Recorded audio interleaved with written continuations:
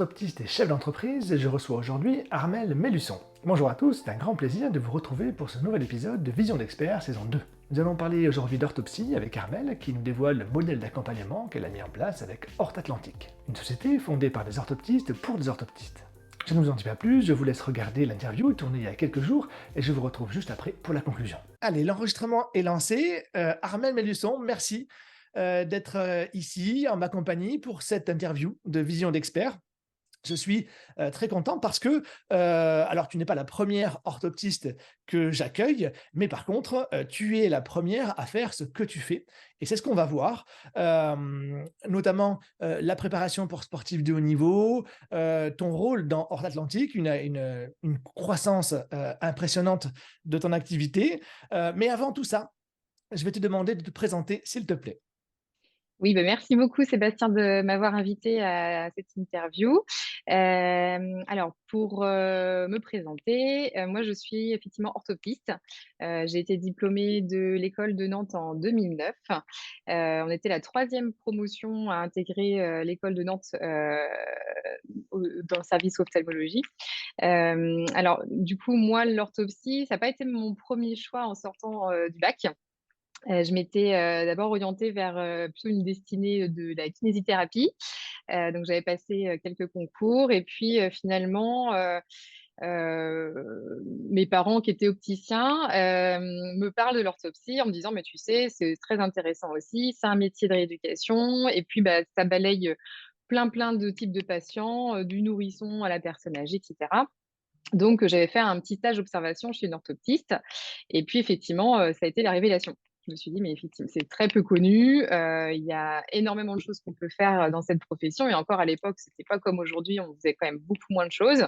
Mais voilà, ça m'a paru, très intéressant. Donc je me suis, inscrite à l'époque au concours d'entrée de l'école, de Nantes, parce que c'était sur concours, et donc j'ai été reçue et j'ai intégré, le CHU de Nantes, dans le service d'ophtalmologie et j'ai eu la chance de pouvoir faire, divers, stages, que ce soit, en deuxième année donc, en salariat dans des enfin, sous le modèle salariat, donc dans des centres de consultation d'ophtalmologie.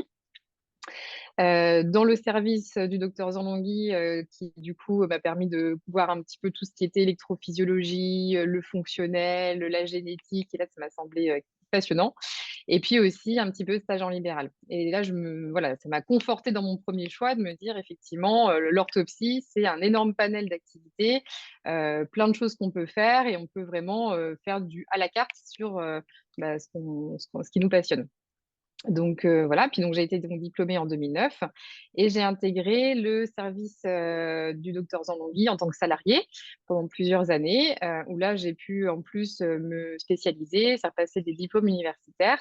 Alors j'ai commencé par le diplôme universitaire de basse vision, à Paris Descartes qui était, passionnant. J'avais vraiment ça a vraiment été mon premier dada, c'était, la basse vision, le handicap visuel. Donc j'ai passé ce diplôme-là et petit à petit, je me suis dit: «C'est vrai que la rééducation m'intéresse de plus en plus. Comment je pourrais intégrer cette rééducation dans ma consultation salariée avec le docteur Zanlonghi?» Ça semblait un petit peu compliqué. Donc du coup, il m'a proposé de me lancer en libéral à mi-temps. Donc j'ai fait rapidement en fait du mixte avec cette partie, prise en charge du fonctionnel, basse vision, neurovision, et la rééducation et j'ai gardé pendant plusieurs années cette, consultation par contre salariat que j'aimais beaucoup, puisque je suivais pas mal de patients atteints de maladies génétiques, et donc de fait après j'ai passé aussi le diplôme, de génétique, de la rétine et du nerf optique à Montpellier. D'accord. Et donc pareil, captivant, passionnant. Donc ça m'a duré plusieurs années et jusqu'au jour où je me suis lancée, vraiment en temps plein, libéral. Voilà. D'accord, très bien. Donc du coup, tu l'as dit, hein, comme plusieurs d'orthoptistes que j'ai pu rencontrer, tu avais d'abord choisi kiné, puis tu t'es réorienté. Hem, qu'est-ce qui qu'est-ce qui fait que finalement maintenant, j'ai cru comprendre que tu fais aussi pas mal de préparation pour des sportifs de haut niveau. Est-ce que tu peux nous expliquer ça? Moi, en tant que sportif, ça m'intéresse et j'imagine que ça peut intéresser aussi notre auditoire. Oui, alors là, ça a été, pareil en fait, une opportunité, des rencontres, très intéressantes parce que, en fait, pour raconter la petite histoire, toute ma première partie d'activité dont je vous parlais là, le salariat plus après un petit peu le libéral. C'était sur la clinique Sourdis, à Nantes, où là, du coup, j'ai pu, rencontrer, plein d'ophtalmologistes, de renom et passionnés, qui m'ont confortée dans cette voie, en fait, de travailler avec les patients sur l'aspect fonctionnel. Et à la fin de la clinique Sourdis, enfin, du moins sur, le lieu qui était en centre-ville de Nantes, je me suis dirigée vers, la clinique Jules Verne, qui est, route de Paris, donc pas très loin du stade de la Beaujoire. Voilà, c'est le petit fil rouge. Et donc au début de l'activité sur la clinique Jules Verne, j'ai conservé toute mon activité avec les ophtalmologistes, sur la basse vision, la neuro, et cetera. Et j'ai été contactée par, le staff médical du FC Nantes, donc le club de foot, pro, de la ville de Nantes, et qui m'ont dit: «Bah, écoutez, on cherche un orthoptiste parce qu'on travaille ils travaillent avec des podologues, des kinés, des ostéopathes, enfin voilà, toutes les professions, de santé qu'on connaît dans le milieu du sport. Mais ils avaient remarqué, notamment les podologues avaient remarqué que, ils avaient beau, pour certains joueurs, avoir, un super équilibre, avec les bonnes semelles par exemple, avoir un bon suivi ostéo, kiné, podo, il y avait quand même des fragilités qui restaient. Et donc les podologues remarquaient qu'il y avait peut-être éventuellement un, défaut de convergence ou un défaut, visuel. Donc ils m'ont dit: «Bah, voilà, on aimerait faire, appel à un orthoptiste pour pouvoir voir si c'est vrai ou pas et s'il y a quelque chose à faire». Donc bah, tout de suite, moi je me suis lancée, ça m'a passionnée, je me suis formée donc du coup et donc j'ai reçu ces premiers joueurs qui donc, dans un premier temps, étaient des joueurs qui se blessaient régulièrement, qui avaient des fragilités, malgré cette prise en charge pluridisciplinaire qu'ils avaient déjà dans leur club. Je les ai reçus en bilan et la première chose que j'ai constatée, c'était déjà les défauts réfractifs qui étaient non corrigés. Alors, il faut savoir que donc la plupart des joueurs étaient d'origine, française, mais par contre certains sont achetés et viennent de pays étrangers où il y a pas forcément cette prise en charge ophtalmologique non plus, dès leur plus jeune âge. Et donc voilà, j'ai fait face déjà à des patients qui avaient des problèmes réfractifs importants, qui ne portaient pas de correction optique. Donc là, je me suis rapidement rapprochée d'un ophtalmologiste pour pouvoir travailler en binôme justement sur cette partie-là et cette prise en charge. Et donc, on a déjà commencé par corriger leurs problèmes réfractifs. Et puis après, quand j'ai poursuivi mon bilan, je me suis rendu compte qu'effectivement, il y avait des troubles oculomoteurs assez importants. Donc je me suis posé la question, j'ai essayé de faire du lien entre, bah, les yeux et le reste du corps et bah, après forcément au gré de mes formations et puis de discussions avec les podologues et les kinésithérapeutes, ça a donné du sens effectivement parce que j'ai commencé à entendre parler de ce qu'on appelle les chaînes musculaires. Alors si tu es sportif, tu en as peut-être déjà entendu parler. Les chaînes musculaires sont des chaînes de muscles, en fait, enfin des récepteurs qui sont sur les muscles, qui sont reliés les uns aux autres. Et on a une chaîne musculaire donc qui nous concerne, qui, part, des muscles oculomoteurs, qui passe au niveau des muscles cervicaux, les épaules, qui descendent le long du dos, qui croisent à peu près au niveau des hanches et qui descendent jusqu'aux pieds. Et au fur et à mesure, bah, je me suis dit effectivement, si le sportif, est pris en charge sur le dos, les jambes, les adducteurs et cetera, mais que l'origine de la chaîne musculaire, est déficiente, bah, à un moment donné, ça va, retraquer. Donc, j'ai pris en charge, les troubles de la convergence de ces sportifs-là suite à un bilan orthoptique, bien complet. Et puis, bah, j'ai attendu un petit peu et après j'ai eu le retour du staff médical qui m'a dit: «Bah, effectivement, écoute, là on note plus de blessures, le podologue trouve voilà, ils sont beaucoup plus équilibrés, le kiné remarquait beaucoup moins de tension» et donc voilà. Et donc là je me suis dit: «Bon, bah, l'orthoptiste a toute sa place à prendre dans la prise en charge des sportifs». Donc pour ça, après, j'ai continué, d'avancer et puis j'ai rencontré, Nicolas Marchais, que tu connais peut-être, qui, tu Pourquoi comprends pas? plus?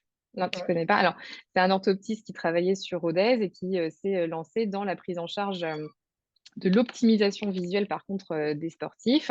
Et donc je l'ai rencontré à un congrès du SNAO, à Paris. Et donc là, je me suis dit: «Bah, effectivement, on a plein de choses à faire» et pour l'instant, l'orthoptiste n'a aucun rôle hormis, peut-être, de manière marginale, quelques-uns, enfin voilà, dans certains pays, mais ça reste quand même très, très frustrant. Donc je vais continuer de discuter avec lui et puis, bah, j'ai fait sa formation et je me suis équipée de matériel, pour optimiser la vision des sportifs. Donc là, c'est un petit peu un autre aspect, c'est-à-dire qu'une fois que le sportif est bien niveau, réfractif et niveau oculomoteur, on lui propose en fait d'améliorer ses stratégies visuelles.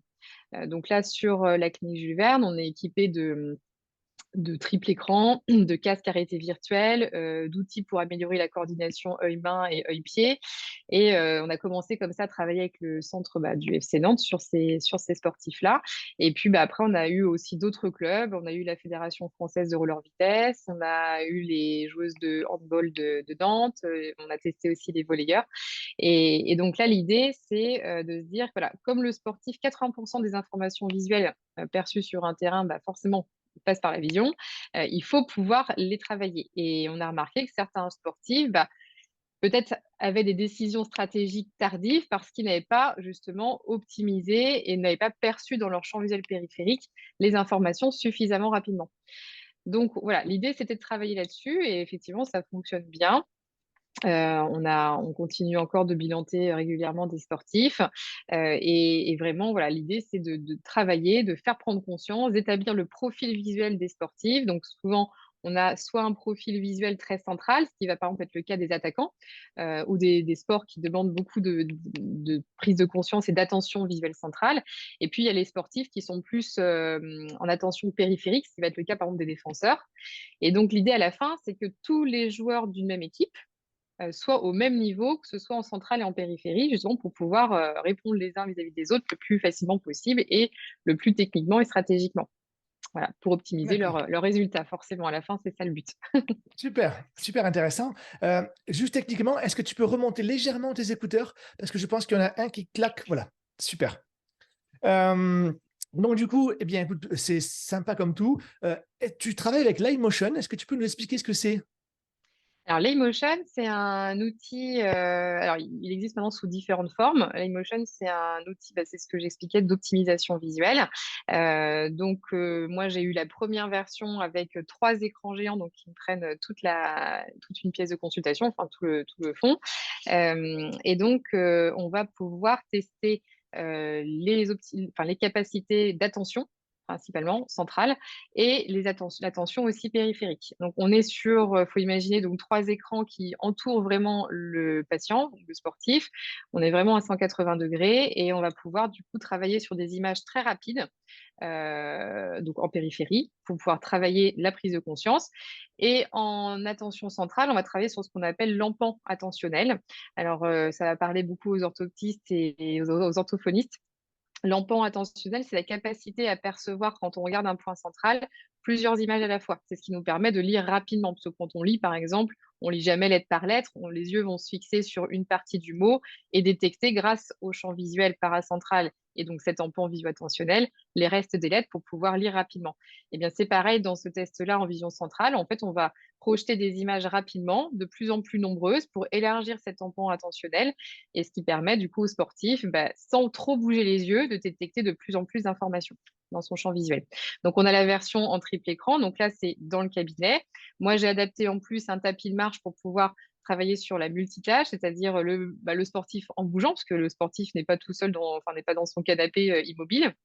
Donc je les fais bouger en même temps. Parfois, je leur fais aussi passer une balle d'une main à l'autre. Voilà, l'idée, c'est en fait d'augmenter les perturbations sensorielles pour pouvoir du coup faire face à toute éventualité sur un terrain. Donc on a ça en triple écran. On a aussi le casque à réalité virtuelle qui nous permet de nous déplacer dans les clubs. Et après, on a encore d'autres logiciels qui nous permettent aussi de compléter l'offre aux sportifs. Et on a aussi ce qu'on appelle des fit lights. Donc ce sont des buzzers lumineux qu'on peut placer où on veut dans une pièce. Et donc là, il va falloir pareil qu'ils répondent à une consigne sans se tromper de main, sans se tromper de pied, en fixant devant ou en fixant les objectifs. Voilà, l'idée, c'est vraiment de travailler sur tout le champ visuel et toute l'attention visuelle. D'accord. Au niveau de la prise en charge, sécurité sociale, j'imagine que le bilan doit pouvoir être remboursé. Est-ce qu'un sportif, du dimanche, plus, peut avoir accès à ce type de on va dire de réétagement, fonctionnel? Ou alors ça vraiment du hors nomenclature et donc du coup, un paiement à 100 de sa part?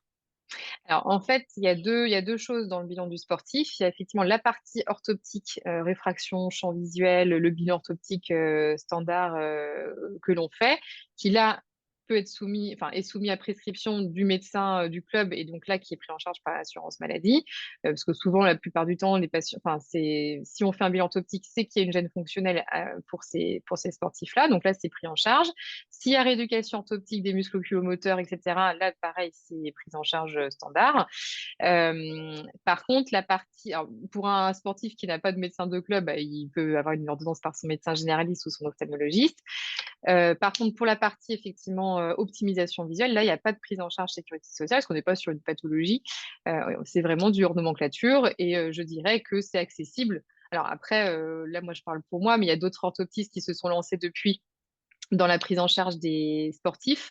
Donc, je ne sais pas les tarifs qu'ils pratiquent, mais en tout cas, de notre côté, nous, chez Atlantique, c'est accessible à des sportifs amateurs également. Voilà. D'accord, Mais très ça bien. reste du hors nomenclature. Voilà. Alors, comme c'est dur en nomenclature, est-ce que, parce qu'a priori, il n'y a que les orthoptistes dans leur décret de compétences qui ont le droit justement de rééduquer, de dépister, les troubles de la vision fonctionnelle. Est-ce que, du coup, du fait qu'il y ait du hors nomenclature, est-ce qu'il n'y a pas d'autres professions qui essayent de rentrer sur ce marché? Si, tout à fait. Donc, effectivement, c'est un petit peu le flou, du terme optimisation. Parce qu'en fait, effectivement, le terme rééducation, on est protégé, par, notre décret, notre nomenclature et les orthoptistes, effectivement, sont les seuls habilités à prendre en charge les troubles de la enfin, à rééduquer les troubles de la vision. Donc, là-dessus, il y a pas de débat. Par contre, sur la partie optimisation, effectivement, il y a d'autres professions qui se lancent dessus, des opticiens, des kinésithérapeutes, et même certains clubs, en fait, acquièrent directement les outils pour optimiser et c'est fait par les préparateurs physiques. Donc après, voilà, moi, j'ai pas d'avis tranché dessus. C'est vrai que je suis plutôt d'avis de dire que ça reste quand même de l'optimisation visuelle et on a eu le cas, par exemple, d'un sportif qui avait fait de l'optimisation visuelle avec son préparateur physique et il y avait quand même un souci, ça marchait pas très bien et en fait, nous, quand on l'a vu en bilan, on s'est rendu compte qu'il y avait une paralysie, oculomotrice. Donc c'est sûr que du coup, quand il devait aller chercher sur le côté, bah, c'était compliqué et voilà donc et je pense que même si optimisation visuelle il y a de fait par un autre, professionnel que des orthoptistes, il faut dans tous les cas que ça soit accompagné d'un bilan orthoptique pour pouvoir justement même dépister un trouble du champ visuel, hein. Parce que comme je vous expliquais, il y a des sportifs qui peuvent, venir de d'autres pays, qui n'ont pas, qui ont des fois jamais vu un ophtalmologiste ni fait un champ visuel et on peut découvrir des atteintes du champ visuel donc voilà, il faut que ce soit accompagné, je pense, dans tous les cas, d'un suivi orthoptique. D'accord, OK. Et d'un suivi ophtalmologique aussi. C'est-à-dire que nous, du fait qu'on soit en clinique, c'est aussi l'avantage, c'est que bon, bah, voilà, si moi je dépiste un problème réfractif ou de champ visuel ou autre, au patient, bah, j'ai la capacité de l'orienter tout de suite vers l'ophtalmologiste de la clinique pour pouvoir faire un bilan plus approfondi. Donc mais enfin, je pense que pour moi, c'est incontournable. Il ne faut pas se passer de l'orthoptiste et de l'ophtalmologiste dans la prise en charge du sportif. D'accord, donc prise en charge complète, Mmh. la rééducation avec, l'ophtalmologue au centre et ensuite, par contre, l'optimisation. D'accord, très bien. Exactement. On a parlé donc du coup du fait que tu avais démarré en tant que salarié, puis, en activité mixte.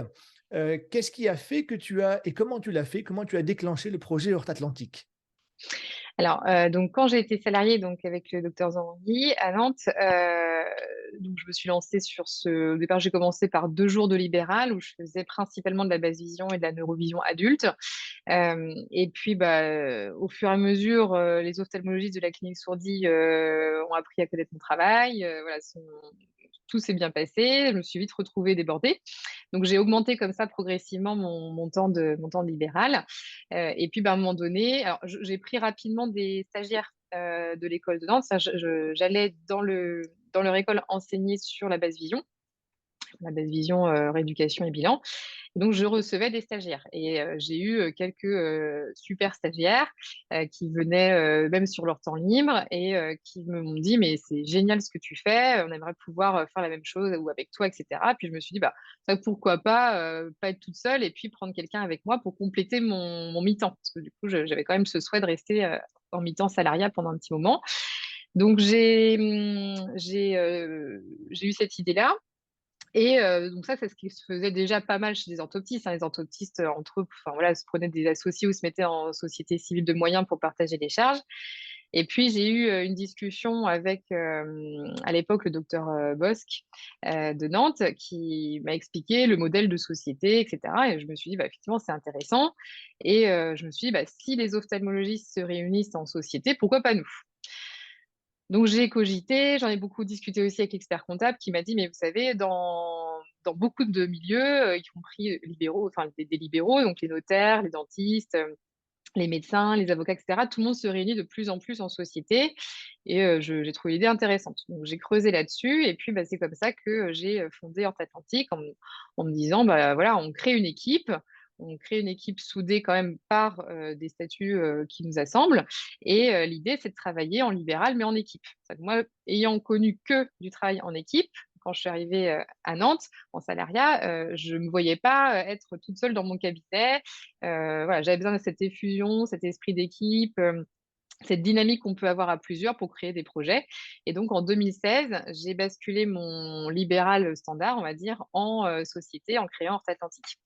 Et après, de fil en aiguille, en discutant lors de congrès avec des orthoptistes, en faisant des formations où là, on se rencontre et puis on a l'occasion de discuter, je me suis dit, bah, un peu comme toi, je me suis dit: «Bah, voilà, moi, j'aimerais partager tout ce que je sais. J'ai envie de créer une dynamique au-delà d'Ortho Atlantique, même entre orthoptistes et faire des congrès, créer un congrès». Donc j'ai, eu, l'idée de créer un congrès sur Nantes, et en rencontrant, Sonia Vica, qui est orthoptiste également sur Rezé, on s'est dit: «Bah, pourquoi pas, effectivement, ça peut être une super aventure». Donc on a créé l'AOR, qui est l'association des orthoptistes réunis et qui nous permettait de faire ces congrès-là et donc voilà, en discutant avec Sonia, on s'est beaucoup approchés, on s'est trouvés professionnellement. Elle est devenue elle également mon associée et voilà, petit à petit, au début, ça a été un peu ça l'aventure Hors Atlantique. C'est des personnes qui nous ont rejoints, qui partageaient les mêmes valeurs, le même ADN, c'est-à-dire vraiment, pas des passionnés de l'orthopsie qui ont envie de faire bouger la profession, qui ont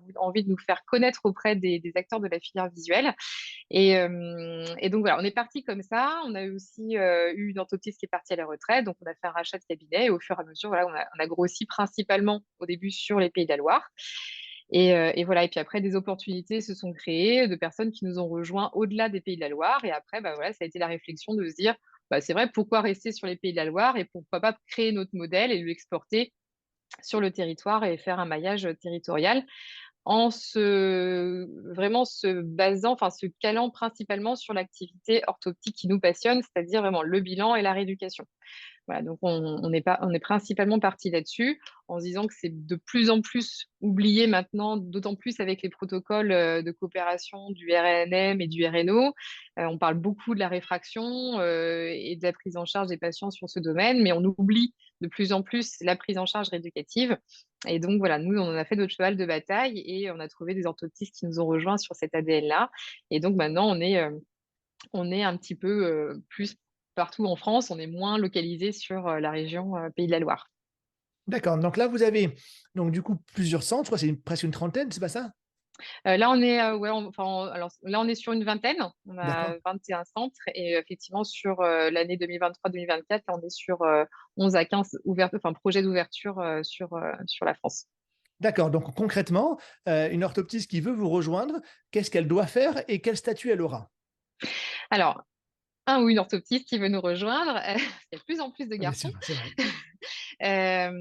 Donc peut prendre contact avec nous, très facilement, via notre site internet. On a une rubrique, contact et donc déjà, on va prendre contact avec cette orthoptiste pour voir un petit peu ses motivations, ce qu'elle a envie de faire ou ce qu'il a envie de faire, où est-ce qu'ils veulent s'installer, ce qu'ils veulent faire aussi comme activité et du coup, déjà, on va regarder si autour, il y a une demande en orthopsie, hein, parce que faut pas non plus oublier les orthoptistes libéraux qui sont déjà installés. Le but, c'est pas de prendre leur place, le but, c'est de compléter l'offre dans des zones où il y a pas d'orthoptistes, libéraux ou alors s'il y a des demandes croissantes d'un centre d'ophtalmologie, par exemple, qui, a besoin d'un orthoptiste qui fait du libéral et qui, du coup, est à proximité de leur centre.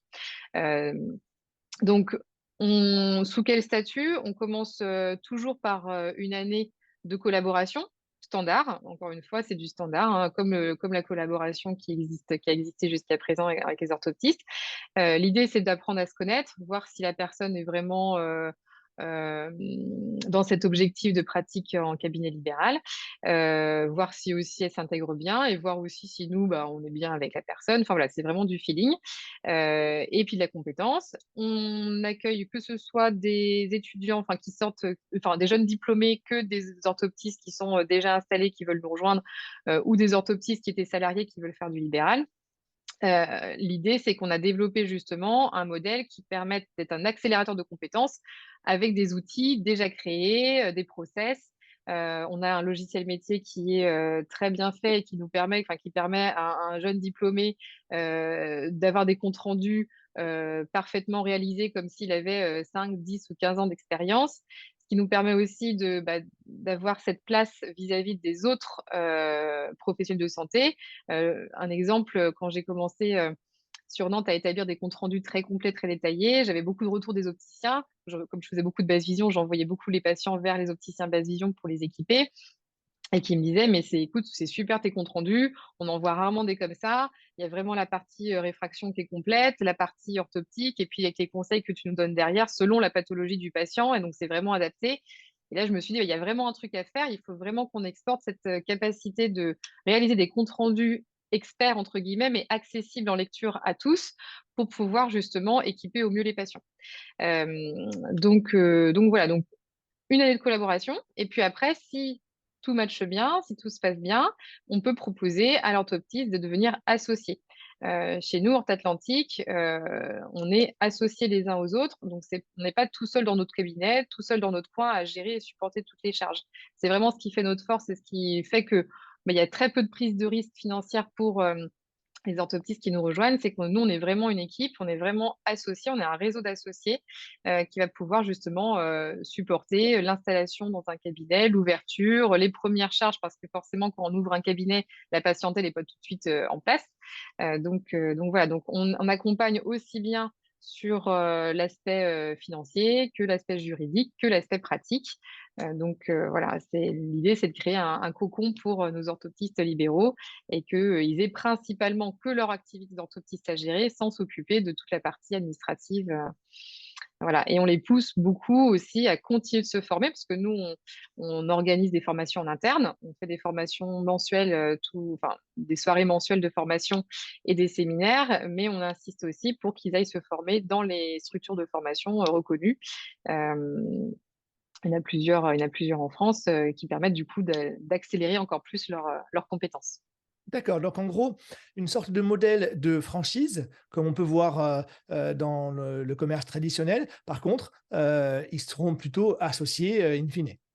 Exactement. L'idée, en fait, c'est vraiment qu'ils se sentent, faisant complètement partie, d'Orthe Atlantique, qu'ils soient vraiment, intégrés, qu'ils aient envie de développer avec nous et pour nous, ça passe effectivement par, une intégration en tant qu'associés, au capital de la société et ce qui leur permet vraiment de se sentir, complètement concernés par l'activité d'Orthe Atlantique.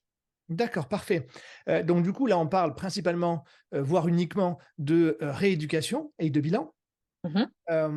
Je peux le voir par mon expérience où, j'ai beaucoup d'ophtalmos qui m'appellent pour me ou alors où je peux leur conseiller également, hein, lorsque je fais des audits, sur le fait que, ils ont du mal à trouver des orthoptistes salariés. Donc, plutôt que de se rabattre sur, des opticiens ou des infirmières à former qui n'auront forcément pas le même niveau, en tout cas au départ, eh bien, ils peuvent se rabattre sur des orthoptistes libérales qui viendraient faire 1 journée, 2 journées, 3 journées de réfraction. Ça, vous ne faites pas du tout? Si, alors on peut le faire effectivement, parce qu'en fait, encore une fois, on a pour objectif de répondre, aux envies des orthoptistes qui nous rejoignent, aux besoins également, des ophtalmologistes qui font appel à nous. Parce que, voilà, on a toujours travaillé depuis le début, main dans la main avec les ophtalmologistes, sur le secteur, des Pays de la Loire et puis maintenant, sur d'autres secteurs en France. Et effectivement, comme tu le dis, on a déjà eu des appels d'ophtalmologistes qui me disent: «Bah, voilà, nous on aimerait avoir, on ne trouve pas de salariés ou pas suffisamment, on aimerait avoir, un orthoptiste qui vient, faire, par exemple des protocoles RNM dans notre cabinet». Il y a aucun souci pour ça. On est tout à fait habilité aussi à pouvoir le faire. On est plusieurs orthoptistes, chez Ortho Atlantique à être experts en réfraction et avoir fait du salariat justement pour pouvoir savoir, utiliser, les outils et les appareils, utiles pour le protocole et pouvoir dépister, si besoin, des pathologies pour vraiment, réagir rapidement et adresser l'ophtalmologiste. Donc, là-dessus, on peut faire effectivement. C'est vrai que c'est pas notre principale activité parce qu'on veut vraiment développer sur alors, on disait bilan, rééducation, mais aussi c'est tous les examens complémentaires, le champ visuel, la vision des couleurs, enfin voilà, on développe aussi sur ça. Mais on a quelques cabinets qui font également du RNM. Donc, si un orthoptiste veut postuler chez Atlantique en disant: «Bah, moi, l'orthopsie, bilan, rééducation, ça m'intéresse, mais j'aimerais faire aussi un petit peu de RNM pour compléter mon activité, puis pouvoir avoir un panel de compétences, enfin, assez large», il y a aucun souci. On peut le faire également. On a des partenariats avec, des laboratoires pour, nous équiper, aussi. Enfin voilà, donc si, si, on peut répondre à ce besoin-là, donc il ne faut pas hésiter, s'il y a des ophtalmologistes qui veulent, travailler avec nous sur ces sujets. Après l'idée, c'est effectivement de dire, bah, le RNM, c'est bien, mais par exemple, si vous avez besoin d'1 journée ou 2, pourquoi pas compléter le reste des jours par de l'activité orthoptique, bilan ou rééducation, avec notre expertise, dessus. D'accord, parce que tu parlais d'intervention donc d'orthoptiste libéral sur du protocole chez un ophtalmo, mais est-ce que tu envisages aussi, puisque moi je l'ai beaucoup vu faire à La Réunion, où en fait, eh bien, des orthoptistes un petit peu ambitieux et fédérateurs comme toi, finalement, s'adjoignent les services de collaborateurs et donc du coup vont les placer dans des centres ophtalmologiques, ce qui permet d'avoir pour les ophtalmologues une solution très rapide, sans avoir de contrat de travail, etc., juste avec une convention de collaboration qui va donc dire que bah, ils vont être complètement indépendants. Et donc du coup, là par contre, ils ne feront pas que du protocole, mais également de la réfraction pour des patients, de suivi de glaucome, même pour des lunettes. Oui, oui, tout à fait. Alors, tu parles un petit peu en prestation de service, un petit peu de placer, des orthoptistes, au besoin, en fait. Voilà, alors au besoin, mais pas en prestation de service, puisque Mmh. Ça techniquement, reste l'orthoptiste du libéral. va pouvoir faire du libéral, puisqu'elle va pouvoir coter son AMY Exactement. lorsqu'elle Voilà, en ce est qu'il faut légitime. voilà, c'est important et puis, je me permets de souligner effectivement ce point parce que, j'ai souvent la demande d'ophtalmologistes qui me disent: «Bah, est-ce que, tu pourrais, nous proposer un orthoptiste et puis en libéral?» Parce qu'ils veulent pas le salarié et par contre, il nous fera quelques OCT et cetera. Ça, par contre, c'est absolument interdit. Là-dessus, je suis assez catégorique, tout ce que nous, on peut coter en acte AMY, il y a aucun problème. Par contre, tout ce qui relève, des actes faits par des salariés, même si on a le domaine de compétences dans notre nomenclature, on n'a pas, de cotations qui vont avec, on n'a pas l'autorisation de le faire en libéral. Donc là, par contre, là-dessus, j'accepte pas, de faire un OCT et puis d'une rétrocession à l'ophtalmologie. Ça, c'est absolument, illégal. Donc non, non, c'est tout à fait possible de mettre un orthoptiste libéral dans un centre d'ophtalmologie à la condition qu'il ait aussi plusieurs prescripteurs, y compris des prescripteurs extérieurs comme les médecins généralistes, les pédiatres, ORL et cetera et qui fasse de la MIREC. Voilà, des cotations MIREC, qu'on peut faire D'accord. nous en libéral. OK, donc un cadre rigoureux et tu as bien raison. Mmh. Hem On voit que le métier s'est énormément développé là dans une dizaine d'années. Ça fait 8 ans que j'ai démarré l'ophtalmologie. Le métier d'orthoptiste est alors pas complètement différent, mais a beaucoup évolué, hein, ne serait-ce que par la mise en place des protocoles, ne serait-ce que par, le fait que vous avez le droit à la primo-prescription. Comment est-ce que tu vois cette évolution-là, déjà par rapport à ton recul, hein, d'une quinzaine d'années et comment est-ce que tu vois l'avenir sur ton métier? Alors effectivement, depuis que je suis orthoptiste, bah, enfin voilà, comme tu dis, nos compétences ont évolué et surtout la délégation de tâches a augmenté. C'est-à-dire qu'il y a des choses qu'on pouvait faire en tant que salarié que maintenant on peut faire en tant que libéral. Là, comme tu dis, notamment plus récemment, là au mois de juin, on a la capacité de recevoir, les enfants de 0 à 9 mois et de 15 mois à 5 ans de 36 mois à 5 ans pour pouvoir justement dépister les troubles d'éveil visuel de l'enfant et éventuellement, des amblyopies, des strabismes précoces. Donc effectivement, on a de plus en plus de compétences. Je pense que ça va continuer, enfin je l'espère en tout cas de progresser, mais toujours, je pense en travail en bonne intelligence avec les ophtalmologistes. C'est-à-dire que On le voit dans d'autres professions, par exemple, avec les sages-femmes et les gynécologues. Les gynécologues il y en a de moins en moins, ils délèguent de plus en plus vers les sages-femmes et les sages-femmes travaillent de plus en plus avec les gynécos, on va dire, en clinique ou en CHU. Voilà, donc il y a vraiment un échange et je pense que ça, c'est très important de le garder. Enfin, du moins chez nous, chez Atlantique, on est vraiment, sensible là-dessus parce qu'en gros, on est sorti du milieu, des, orthoptistes salariés avec des ophtalmologistes. On a toujours gardé ce lien-là. Donc oui, je pense que d'ici une dizaine d'années, nos décrets de compétences vont augmenter. Les cotations peut-être vont se développer aussi en fonction des actes qu'on veut nous laisser faire en libéral. Mais je pense qu'il va falloir être quand même vigilant sur qu'il n'y ait pas de dérive, c'est-à-dire qu'il n'y ait pas de coupure de dialogue entre le suivi ophtalmologique et le suivi orthoptique. C'est qu'on ne se mette pas à la place de l'ophtalmologiste, qu'on continue de communiquer ensemble. Ça, je pense que c'est primordial. Donc après, dans 10 ans, j'ai pas de réelle vision sur ce qui va se passer, pour nous. Après, nous, je sais que chez Atlantique, on a cette ambition de se développer pour répondre aux demandes de soins des patients sur, des zones où soit il y a pas d'orthoptiste, soit il y a pas d'ophtalmologiste, mais un ophtalmologiste pas très loin quand même pour pouvoir, coopérer. Voilà. Après, l'idée, c'est vraiment de travailler en bonne intelligence. Alors on parle des ophtalmologistes, mais ça va être aussi des opticiens pour tous les équipements des patients, des équipements optiques, basse vision, et non techniques, enfin non aide technique visuelle. Voilà, donc je pense qu'il y a beaucoup, beaucoup à faire. Hem, on Il y a un maillage à faire, au niveau du territoire pour répondre aux besoins. C'est vrai qu'il y a des zones qui sont complètement, sous-dotées en orthoptistes et en prise en charge orthoptique. Donc là, il va falloir pouvoir y aller, mais c'est vrai que c'est quand même beaucoup plus rassurant d'avoir, un ophtalmologiste avec qui on peut communiquer, échanger, même sur des zones où il y a pas d'ophtalmologiste. Donc c'est justement comment intégrer l'orthopsie, sur des zones où il y a pas d'ophtalmologiste, mais en gardant ce lien. Donc ça, je pense qu'il y a un énorme travail à faire là-dessus, dans l'avenir. Alors ça se développe déjà, hein, il y a déjà des protocoles qui se créent comme le RNM et puis d'autres, hein, sur le suivi des patients. Mais je pense qu'il va falloir le faire à plus grande échelle sur aussi, des suivis de patients en bilan éradication optique qu'on peut réadresser rapidement. Enfin, moi, ça m'arrive très régulièrement et c'est pour ça que j'aime travailler dans le centre d'ophtalmologie où je suis. C'est qu'il y a des patients que nous, on voit toutes les semaines en rééducation, notamment des patients âgés, par exemple, qui ont une démêla et par exemple, je vais les recevoir en rééducation, ils vont me dire: «Bah, dis donc, cette semaine, je suis vraiment beaucoup moins bien, j'ai beaucoup plus de peine à lire que la semaine dernière ou qu'il y a 2 semaines. Ce que vous m'avez donné comme exercice, j'arrive plus à le faire. Donc moi, dans ces cas-là, tout de suite, je m'arrête, je fais une mesure d'acuité visuelle. Si je vois qu'il y a une baisse de vision, j'appelle son ophtalmo, je dis: «Bah, est-ce que, vous pouvez le prendre, tout de suite ou dans quelques jours?» Et en général, ça se passe toujours très bien. C'est: «Oui, oui, bah, envoyez-le moi». Et c'est comme ça qu'on a pu agir rapidement sur, des baisses d'acuité visuelle. Donc c'est pour ça que c'est un confort de travailler, quand même avec des ophtalmologistes à proximité. Donc voilà, c'est comment gérer ça dans des zones où il y a pas d'ophtalmo, pour créer du lien. Je pense que là-dessus, il va falloir se pencher et nous, on a à cœur justement avec Atlantique de travailler, comme ça avec les ophtalmologistes, du secteur.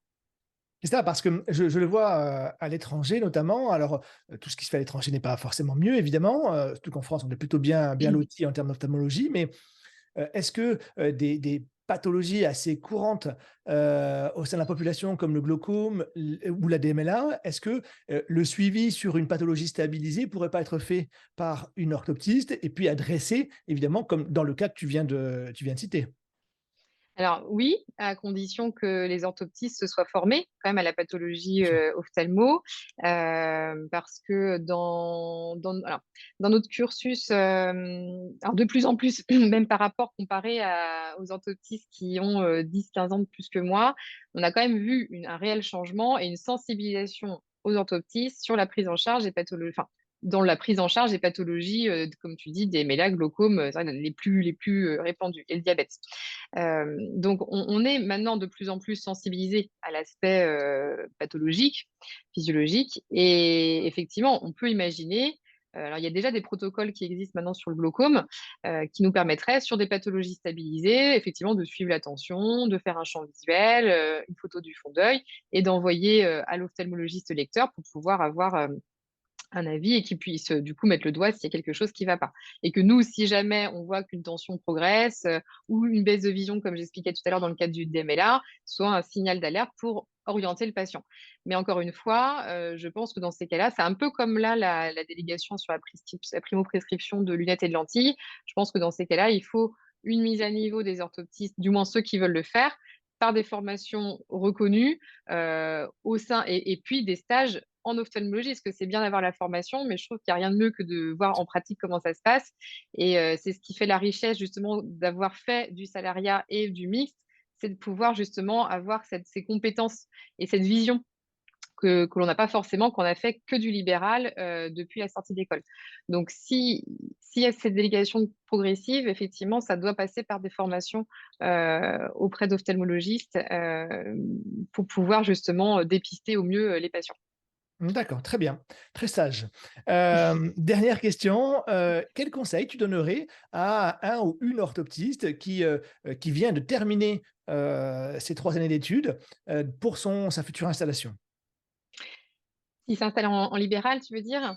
Par exemple, ou en tout cas s'il s'interroge, Ils s'interrogent. salariat mixte ou full libéral? Ouais. Alors, quel conseil on peut donner? Bah, de se former, hein, ça nous, c'est notre principal, conseil qu'on va donner. Alors, s'il vient chez nous, chez Ortho Atlantique, effectivement, on va lui donner plein de conseils. On va l'accompagner sur, trouver, le bon cabinet, le bon lieu d'implantation, aller déjà avant de s'implanter, faire le tour des médecins généralistes, des orthophonistes, des professions paramédicales, des ophtalmologistes s'il y a, pour voir s'il y a un besoin sur cet endroit-là, d'installer un orthoptiste en libéral. Donc ça va être le premier travail qu'on va faire avec l'orthoptiste et puis après, une fois qu'il est avec nous, qu'il s'installe, eh bien, on va donner tous les conseils administratifs, bah, qu'on peut donner quand on s'installe en libéral, hein, se déclarer auprès des instances, ARS, URSSAF, enfin voilà, toutes les choses assez classiques, mais qui prennent du temps finalement et après, ça va être la formation. Donc, nous, on va vraiment axer sur un accompagnement, pratique au quotidien, parce que du coup, notre logiciel commun est un logiciel national, ce qui permet, par exemple, si on a une orthoptiste qui vient de s'installer dans un cabinet, alors je dis n'importe quoi, à Marseille, par exemple, si elle a un souci sur voilà, qu'elle ne sait pas trop comment rédiger, qu'elle a besoin d'un avis sur son cas et cetera de patient, nous, on peut consulter le dossier, même de Nantes ou de Lyon ou d'ailleurs. Donc, voilà, là c'est l'intérêt et puis, on a dans notre équipe de direction chez Ortho Atlantique des orthoptistes qui vont les accompagner au quotidien, organiser des formations, personnalisées pour pouvoir justement, les aider sur, la prise en main des logiciels, mais aussi la pratique avec les patients. Tu as un patient, qui a une atteinte neurovisuelle, qui a fait un AVC, qu'est-ce que tu fais? Un enfant qui a un trouble, 10, qu'est-ce qu'on fait? Voilà, donc pour tout ça, en fait, nous, on va les accompagner, au quotidien et après, on les oriente de plus en plus vers les formations aussi extérieures et c'est pour ça que quand ils viennent, en libéral chez nous, c'est du vrai libéral, hein, donc ils doivent quand même, créer leur activité. C'est à eux de créer leur réseau auprès des professionnels de santé autour. Mais par contre, voilà, on va les accompagner sur leurs compétences et on va mettre en place des process assez réguliers, justement pour pas qu'ils se sentent seuls, pour pas qu'ils se sentent délaissés dans leur cabinet. Voilà, c'est vraiment une équipe, c'est vraiment une famille, chez Ortho Atlantique. D'accord, très bien. Eh beh, écoute, sur ces belles paroles, je vois qu'on a fait un bon tour, hein, de l'orthopsie, de votre activité chez Atlantique. Je te remercie pour cette interview, Armelle, et puis je te dis, Merci beaucoup à à toi. bientôt peut-être pour un nouvel épisode. À bientôt. À Merci à bientôt. toi, Sébastien.